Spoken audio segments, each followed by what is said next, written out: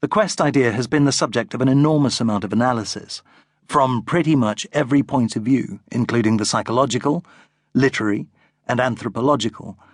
As far as storytelling is concerned, it seems to me that there are 3 rules that any successful quest story obeys. The first is that the quest must be hard to undertake.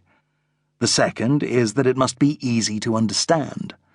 The third is that a great deal must hang on the outcome. I have no idea whether Lionel Davidson had anything of that sort consciously in mind, but Kolymsky Heights is one of the best quests ever told.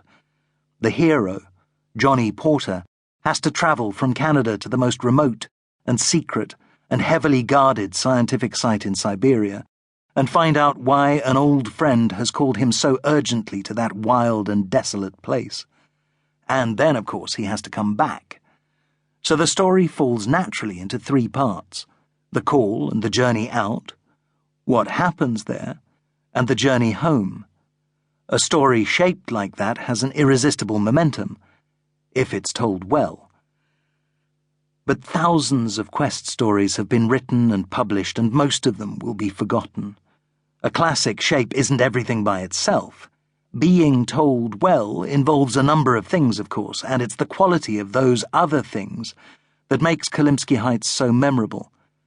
One of those things, but a very important one, is the hero, Jean-Baptiste Porteur, or Dr. Johnny Porter, is a Gitxsan Indian from the Skeena River region of British Columbia. Prodigiously gifted at languages, by the age of 13 he speaks not only the language of his own tribe and English, but also several others, including Tsimshian, a language so unique that linguists had been unable to relate it to any other on Earth. Later he also masters Korean, Japanese, Russian, and several languages of the native peoples of Siberia. He also has a first-class degree in biology, a Rhodes Scholarship to Oxford, and as an undergraduate publishes a gold medal-winning amended syllabary of Tsimshian. What's more, he's a deadly fighter, and a skillful and experienced engineer. He's also extremely attractive to women.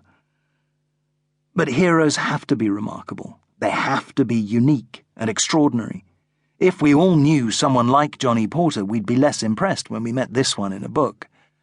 I suppose a particularly cynical reader might raise an eyebrow at his remarkable list of accomplishments. But I'm convinced, every time. The other characters in the story are vivid in their own ways, too. Rogachev, the ailing director of the mysterious research station with its dark secret. Lazenby, the knobbly-headed Oxford academic. The sluttishly flirtatious Lydia Yakovlevna, who wants to go home with Johnny and do everything. The blinded and sweet-natured Ludmilla, perhaps the most extraordinary character in the entire book. The cool, reserved medical officer Komarova, who knows more than she seems to. The brutal Japanese bosun on the Suzakumaru, each one of them fully realized and alive. Perhaps the most remarkable passages in the story are those telling how Johnny Porter gets into Siberia and then gets out again. The journey there is hideous, involving not only pain, a vicious fight with the abominable bosun, marvelously related, but a kind of suffering even worse than that, as sickening as it is ingenious. The journey back, with Porter desperately trying to reach the Bering Strait in temperatures of 50 degrees below zero, as the pursuers get closer and closer, is one of the finest chases ever written. It's the detail that impresses so much. I have no idea whether there is such a thing as a bobik, for example, and Wikipedia thinks it's a nickname for an armoured car, which is something else entirely. Perhaps Davidson liked the name and made up his own car to go with it, but the square, ugly, immensely tough and resilient, and very well-heated Jeep with its half-filled tyres is exactly what you'd need to travel in those regions, and when Porter needs one, well, in the hands of a lesser writer he'd just steal it. Here he does something much better than that. And because of the accumulation of persuasive engineering detail, we believe every word of it, and our admiration for Porter and the author goes up even further. Wherever we look, whichever passage we're reading, we find a depth of thought-out detail that's entirely convincing. The danger with detail...